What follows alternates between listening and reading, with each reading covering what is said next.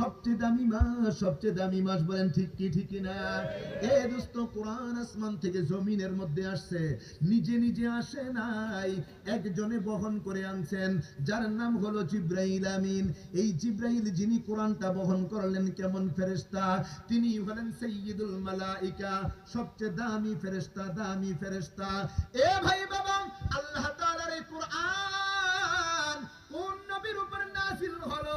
আদম নবীর উপরে হয় নাই, ইব্রাহিম নবীর উপরে হয় নাই, ইসমাইল নবীর উপরে আল্লাহ নাযিল করে নাই, মুসা ঈসা নবীর উপরে আল্লাহ কোরআনটা নাযিল করে নাই।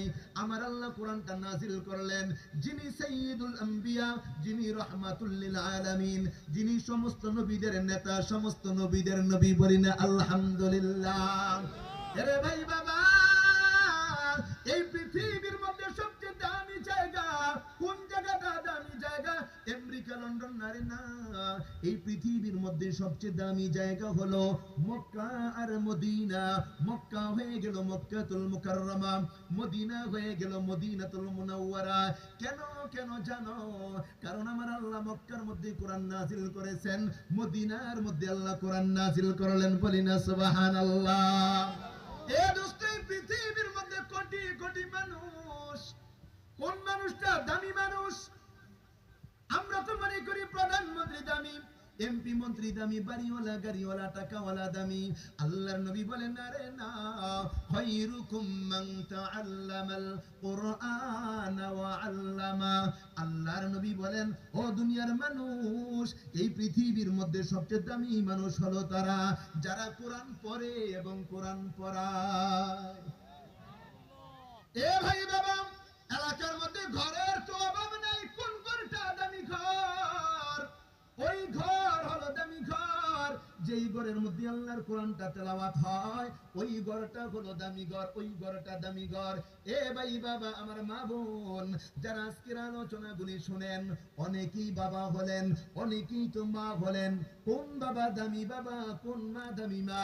ওই বাবা দামি বাবা যেই বাবার সন্তান কোরআন পড়বে, ওই মা হলো দামি মা যেই মায়ের সন্তান কোরআন পড়ে। বলেন ঠিক কি ঠিক না? এরে ভাই, পৃথিবীর মধ্যে টাকাওয়ালার অভাব নাই, অভাব নাই। কোন টাকাওয়ালা দামি টাকাওয়ালা? কোন টাকাওয়ালা দামি টাকাওয়ালা? ওই টাকাওয়ালা হইল দামি টাকাওয়ালা যেই লোকের টাকাগুলি কোরআনের জন্য খরচ হয়। বলেন ঠিক কি ঠিক না? দোস্ত, সকলের টাকা কোরআনের জন্য খরচ হবে না, হবে না কি বলেন?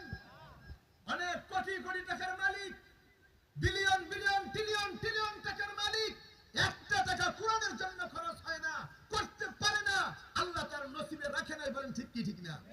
আবার অনেক রিকশা চালক, ভ্যান চালক, তারা কোরআনের জন্য খরচ করে। আল্লাহ কবুল করতে হয়। কে কবুল করতে হবে বলেন? জোরে বলেন, কে কবুল করতে হবে? আল্লাহ কবুল করতে হবে। ও দোস্ত, ও দোস্ত, আমি আপনাদেরকে বলে যাই, দুনিয়াতে আপনিও থাকবেন না, আমিও থাকবো না। থাকার জন্য দুনিয়াতে আসি নাই। বলেন থাকার জন্য দুনিয়াতে আসছি। কবরে যাওয়া লাগবে কি লাগবে না? বলেন কবরে যাওয়া লাগবে কি লাগবে না? আপনিও কবরে যাবেন, আমিও কবরে যাব। ও দোস্ত, আমি যদি আপনাদেরকে বলি আপনাদের বাড়ি কোথায়, আপনারা হয়তো বলবেন আমাদের বাড়ি কুমিল্লা। আমি যদি বলি আপনার বাড়ি কুমিল্লা না, আপনি বেজার হয়ে যাবেন। ও দোস্ত, কেন বেজার হবেন? আপনার দাদা বলেছিলেন বাড়ি কুমিল্লা, চলে গেছেন।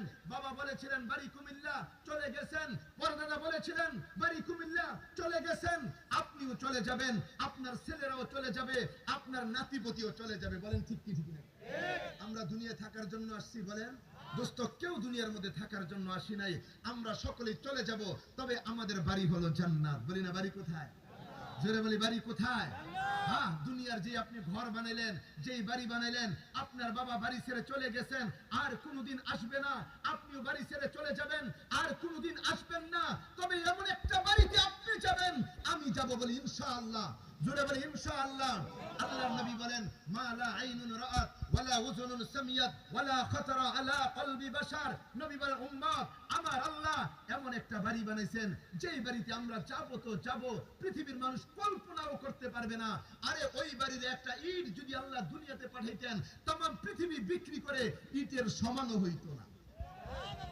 আর ওই বাড়িতে যাওয়ার পরে খালিদিনা ফিহা আবাদা, ওই বাড়িতে যাব তো যাব, যাব তো যাব, আর কোনদিন আর আল্লাহ তাআলা ওই বাড়ি থেকে বের করবে না। ওই বাড়িতে কারা কারা যাইতে রাজি, দুই হাত উঁচু করে দেখাই। নারে তাকবীর! আল্লাহ তুমি কবুল করো, সকলে বলে আমিন। ও দোস্ত, আপনিও কবরে যাবেন, আমিও কবরে যাব। দোস্ত, কবরে যাওয়ার পরে তিনটা প্রশ্ন করা হবে। আরে প্রশ্নের উত্তর কিভাবে দিব? মুফতি মুহাদ্দিস আল্লাহওয়ালা বুজুর্গ ফেরেশতা দেখে সব ভুলে যাবে, মৃত্যুর পরে দুনিয়ার সব ভুলে যাবে, উত্তর কিভাবে দিব?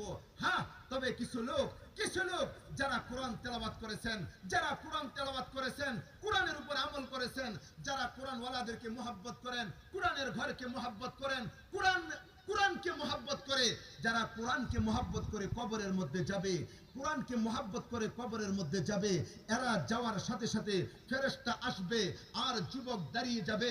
এ ফেরেশতারা, তাকে প্রশ্ন করিও না, আমাকে প্রশ্ন করো। ফেরেশতারা বলবে তুমি কে?